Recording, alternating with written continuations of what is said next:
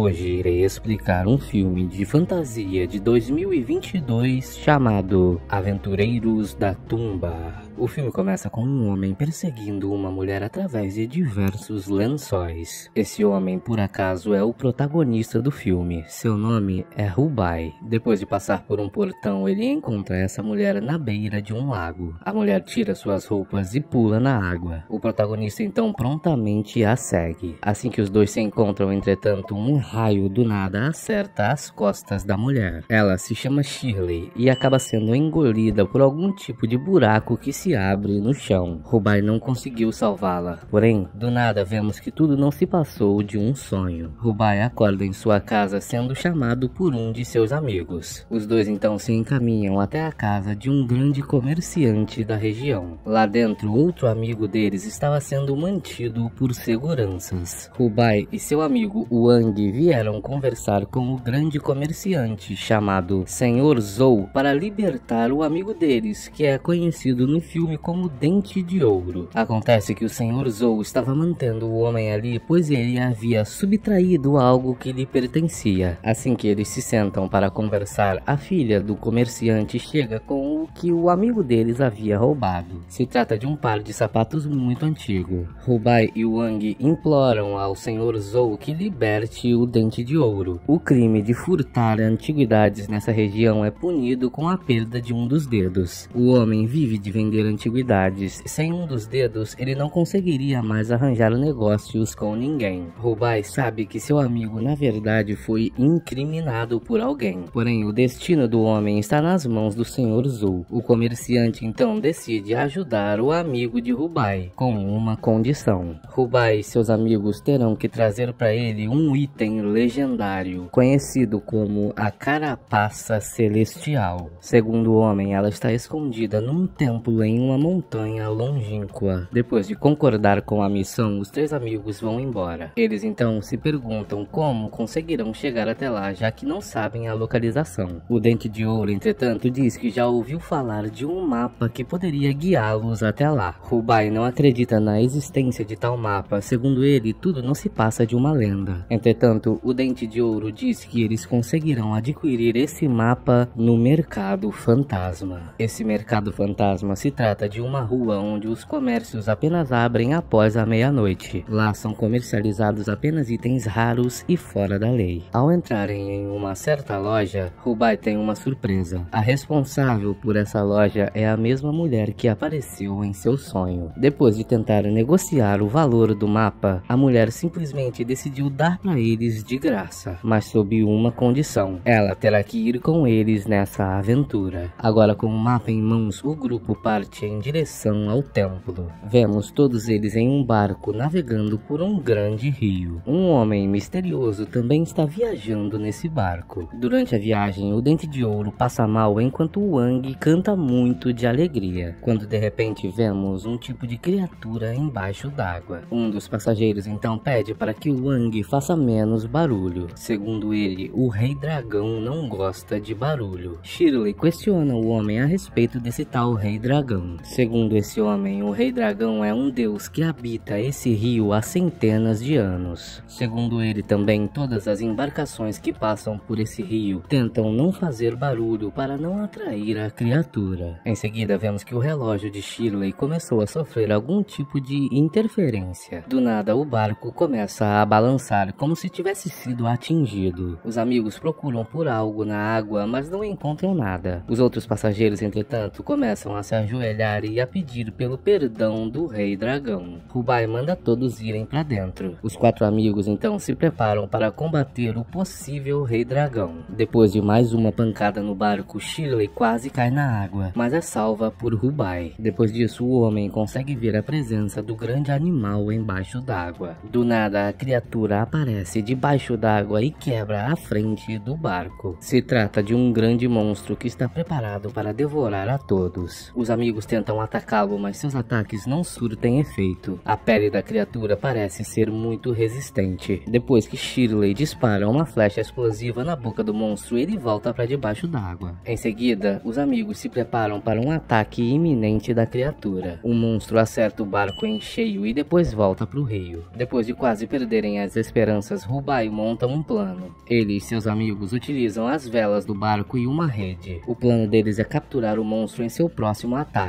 A criatura então volta em direção ao barco e eles realmente conseguem capturá-lo. Porém, isso dura poucos segundos, já que a criatura facilmente consegue destruir o mastro do barco. Quando estava prestes a devorar os amigos, o homem misterioso sai de dentro da cabine com um tipo de bastão elétrico em mãos. Ele então dá diversos choques na criatura. Esses choques são o suficiente para fazer o monstro voltar para o rio. O homem misterioso então se apresenta como o Professor Sun, um antigo conhecido de Rubai. A viagem continua sem problemas e todos param para almoçar. O Professor Sun então conta por que está ali. Ele é professor de arqueologia e havia retornado de uma viagem. Nessa viagem ele descobriu dicas sobre como chegar ao local onde a carapaça celestial está escondida. O grupo então fica aliviado em saber que sua jornada estará mais segura a partir de agora. De repente, Wang se lembra que ele tinha um encontro marcado para buscar alguma coisa. Ao chegarem ao local marcado, descobrimos que era a filha do Sr. Zhu. Acontece que Wang havia gostado da filha do Sr. Zhu e a convidou para participar da jornada. Rubai não quer deixar que ela participe, porém Shirley consegue convencê-lo a aceitar a presença da jovem. Todos então voltam para a jornada. Eles passam por um grande deserto até chegarem em uma floresta. Ao chegarem no local marcado no mapa, os amigos não encontram nada. Quando já estavam perdendo as esperanças, Wang de repente tropeça em alguma coisa. Era uma porta para uma passagem no subsolo. Em seguida, eles percebem a presença de um templo no alto das montanhas. O grupo então parte para lá. Ao chegar, eles percebem que esse templo pode ser um disfarce para uma tumba. Depois de analisarem as estruturas, Rubai percebe algo de estranho no centro. Ao se aproximar do grande objeto que se tratava de um incensário, Rubai percebe um mecanismo na parte de baixo. Ele então gira esse mecanismo e algo acontece. Escadas começam a aparecer embaixo deles. Essa é a entrada para o Templo do Dragão, o templo que eles estão procurando. Rapidamente todos descem por essas escadas. Depois de andar um pouco, eles chegam até uma grande porta. Sabendo que poderiam existir armadilhas, o grupo se prepara para qualquer eventualidade. Depois de girar um tipo de botão no centro do portão, Rubai insere dois objetos lá dentro. Ele então termina de destrancar a porta girando os mecanismos na ordem de elementos da natureza, como água, terra e fogo. Miraculosamente ele acerta a combinação e a grande porta se abre. Eles são levados a um reino congelado no subsolo. Andar lá se mostra muito complicado, pois o chão é super escorregadio por causa do gelo. Do nada o grupo chega a uma área com uma grande ladeira. Shirley escorrega e começa a deslizar. Rubai pula atrás dela para tentar salvá-la. Enquanto isso, Wang e a filha do Sr. Zhu também escorregam. Rubai consegue enfiar uma faca no gelo e parar a descida. Entretanto, o professor e o Dente de Ouro acabam escorregando também e empurrando todos para baixo de novo. Ao perceber estacas de gelo na frente, Rubai fica desesperado. Shirley tenta usar uma corda com um gancho, mas não funciona. Rubai então usa outra faca para parar a descida. Em seguida, Shirley usa essa oportunidade para chutar seus companheiros que estavam descendo em direção a um buraco na parede de gelo. Depois disso, o buraco embaixo da faca se abre e eles começam a descer. Sabendo que apenas um deles pode sair salvo dessa, Rubai empurra Shirley em direção ao buraco e se prepara para perder a vida. A mulher, entretanto, não havia desistido e consegue puxar o homem com a ajuda de seu gancho. Em seguida, vemos todos deslizando através de um túnel no gelo. Eles acabam indo parar em uma área sem gelo. Eles percebem que essa área se trata de algum tipo de floresta no subsolo. Em seguida, eles encontram um osso humano. Ao longe, percebemos uma criatura observando o grupo. Ao continuar na exploração, eles encontram uma lanterna no chão. Rubai se lembra que Wang havia perdido essa lanterna quando encontrou aquele buraco no chão anteriormente. Ao olhar para cima, eles percebem que aquele buraco estava bem acima deles. E segundo o mapa, se aquela abertura está acima deles, a continuação para o templo está abaixo deles. O grupo então cava o solo e encontra mais uma porta. Enquanto eles tentam abrir essa porta, o grupo acaba sendo cercado por centenas de criaturas horrendas. Todos então pegam seus objetos letais para tentar se defender. Do nada, uma criatura maior do que as outras aparece. Ele é o líder. Os monstros então partem para cima do grupo. Todos defendem o professor Sun enquanto ele tenta acender o fogo. Assim que ele consegue, o grupo consegue afastar as criaturas por um pouco de tempo. Eles tentam escalar até o buraco no teto utilizando as raízes das árvores, porém não conseguem e acabam caindo. Entretanto, durante a queda, Shirley acaba usando seu gancho. Com esse gancho, sem querer, ela consegue quebrar as madeiras que tampavam a entrada. Nesse momento, percebemos que as criaturas são sensíveis à luz do sol e se machucam com ela. O grupo agora está seguro por mais algum tempo. Entretanto, eles têm que sair dali antes que a luz acabe. Eles então pegam mais raízes de árvores, a corda do gancho de Shirley e amarram a uma flecha. Shirley então dispara essa flecha e consegue prender seu gancho em uma árvore lá em cima. Ela é a primeira a sair. Depois dela vai a filha do Senhor Zul. Em seguida, o professor Sun e o Dente de Ouro também vão embora. Só ficaram Rubai e Wang lá embaixo. Rubai, entretanto, consegue obrigar o Wang a ir embora. Depois que o homem sai, as nuvens cobrem completamente o sol e Rubai fica sozinho lá embaixo com as criaturas. Elas começam um ataque e Rubai consegue se defender por algum tempo. Quando está prestes a ser devorado pelo líder das criaturas, os amigos lá de cima conseguem refletir o sol com a ajuda de um espelho, salvando o homem. Ele então usa essa oportunidade para correr. Durante a corrida, ele desvia de diversas criaturas e consegue escalar a corda. Entretanto, guiados pelo líder, os monstros sobem um em cima dos outros. A partir da montanha formada por eles, o líder consegue saltar em direção a Rubai. Ele agarra no pé do homem, mas acaba caindo. Rubai então continua subindo pela corda, só que do nada ela arrebenta e ele cai, mas é segurado por seus amigos e puxado para o lado de fora. O grupo então se emociona por quase ter perdido a vida lá embaixo. Durante a noite, enquanto Shirley cuida das feridas de Rubai, o homem pergunta a ela sobre a marca em seu ombro. Ela então diz que essa marca apareceu em seu ombro de repente anos atrás. Segundo ela, se trata de uma maldição. Rubai diz que não acredita nesse tipo de coisa. Shirley diz que também não acreditava até que essa marca apareceu em seu ombro. Durante um jantar, a mulher conta a verdade ao grupo. Ela diz que seus ancestrais, enquanto viajavam por um deserto, encontraram uma caverna. Ao descer nessa caverna, os homens encontraram criaturas horripilantes que se assemelhavam a olhos que podiam flutuar. Essas criaturas então amaldiçoaram os homens. Por mais de 1000 anos, nenhum dos descendentes desses homens conseguiu viver mais do que 50 anos. Segundo a mulher, a única chance que ela tem de se curar dessa maldição é encontrando a carapaça celestial. Entretanto, depois de passarem por tantos perigos e de quase perderem a vida, Shirley decidiu terminar a expedição. A mulher é filha do Senhor Zul e foi por isso que o homem fez de tudo para conseguir que Rubai ajudasse na expedição. Por se tratar de uma filha com outra mulher, a outra filha do Senhor Zul não conhecia Shirley. Assim que ela diz que quer acabar com a expedição, Rubai intervém. Segundo ele, é tarde demais para terminar a expedição. Desde o momento em que eles foram para a estrada, todos estavam juntos nisso até o fim. Ele diz que irá conseguir encontrar a carapaça, quebrar a maldição e todos sairão vivos dessa jornada. No dia seguinte, vemos o grupo de volta à estrada. Eles chegam novamente até o buraco da entrada da caverna dos lobos monstruosos. Segundo os cálculos do grupo, eles têm apenas 30 minutos de luz do sol, o que significa que eles terão apenas esse tempo para entrar, encontrar a carapaça celestial e voltar no meio dos lobos em segurança. O grupo então começa a descida. Depois de abrir a porta que eles encontraram no dia anterior, os amigos utilizam uma escada para descer a um andar lugar ainda mais profundo. Lá embaixo, Rubai acende uma vela. O homem havia percebido as marcas no chão da caverna e os cristais acima deles. Segundo ele, embaixo da caverna havia a presença de uma substância muito inflamável. Essa substância possivelmente estaria correndo por entre as marcas no chão. Depois de acender a vela, essa substância também se acendeu e a luminosidade criada por ela refletiu nos cristais que a absorveram e iluminaram o resto da caverna. O grupo então tem que seguir tomando cuidado para não pisar em nada e causar uma explosão. Sem querer, Rubai acaba pisando em alguma coisa e ativando um mecanismo. O que ele havia ativado eram armadilhas. Lanças são disparadas pela parede em direção ao grupo de amigos. Por pouco, eles conseguem desviar dessas lanças. Enquanto isso, vemos diversas criaturas aparecendo na caverna. Ao seguir em frente, outra armadilha é acionada. Lâminas são disparadas em direção aos amigos, que mais uma vez mal conseguem desviar delas. Depois disso, outra armadilha ainda é ativada. Várias placas de metal com pontas começam a cair do teto e o grupo consegue correr e escapar delas. Enquanto isso, vemos que as nuvens estão começando a cobrir o sol e também vemos a presença do Rei Dragão no rio. De volta à caverna, o grupo consegue chegar até as escadas. Ao subi-las, um tipo de sarcófago emerge do chão. Dentro dele estava a carapaça celestial. Quando Rubai está prestes a pegá-la, o grupo é cercado pelas criaturas que vemos anteriormente. Se tratavam de grandes aranhas monstruosas. Depois que Rubai pega a carapaça e esconde em sua mochila, o grupo começa sua jornada para fugir dessas aranhas. Dente de Ouro fica para trás e Wang e Rubai têm que ficar para ajudá-lo. Essas aranhas estão sendo atraídas por quem está portando a carapaça celestial. Ao perceber isso, o grupo começa a jogar a carapaça um para o outro. Todos conseguem chegar até a escada enquanto Rubai fica sozinho com as aranhas. Enquanto o grupo vai embora, Shirley decide ficar para ajudar Rubai. Depois de eliminar diversas aranhas, Shirley fica sem flechas. Ela e Rubai começam a subir as escadas. Porém, as aranhas se aproximam e utilizam suas teias para puxar Shirley de volta lá para baixo. Enquanto a mulher estava prestes a ser devorada, Rubai decidiu descer e ajudá-la. Ele luta bravamente contra as aranhas e consegue chegar até Shirley. Ele a liberta das teias que a cercavam e ela o agradece. Em seguida, os dois continuam lutando e fugindo das aranhas. O restante dos amigos que já estavam em segurança no andar de cima decide voltar para ajudar os dois. Wang é o primeiro. Em seguida, o resto dos amigos também desce para ajudá-los. Assim que o sol se esconde atrás das nuvens, o mecanismo da entrada fecha a passagem.